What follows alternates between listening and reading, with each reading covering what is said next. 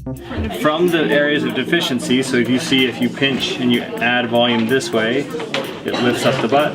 That's great. The higher up you take it, the more prominent it's going to be. What makes the butt look more like a BBL butt is when there's the back and the abrupt transition. If you have somebody who's just working on cellulite or texture, you add your volume and then you use a small amount and you fan it out.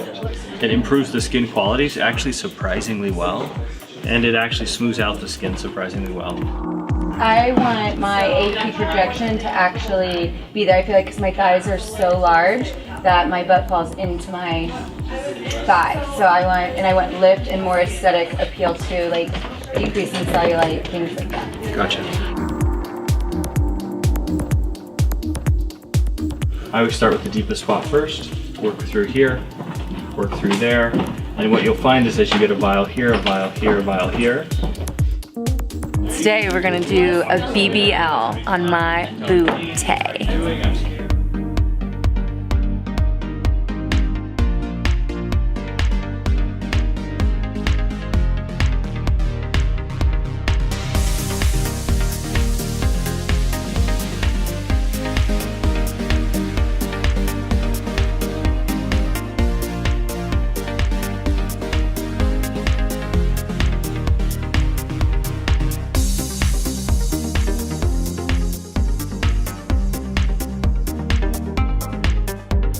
And so you won't create sort of a top bulge here and then now a deficit below it? So you can create a flatness below, but that's just because you need more volume.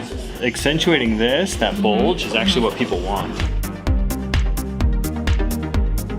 It's hard to know what this feels like. You have to pull back, pull back, pull back. Right there, it like lets go of the tissue.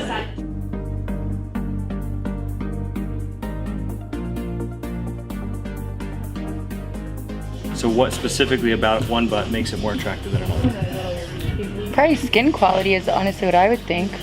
So, because you can have a cute little with butt. clothes or not without clothes? Oh. Without, well, okay, so, that my answer was for without. Yeah. That naturally exaggerates it, right? So you want more like this. As it lifts up, it's gonna look more lifted, and that's gonna look more fit and toned, okay?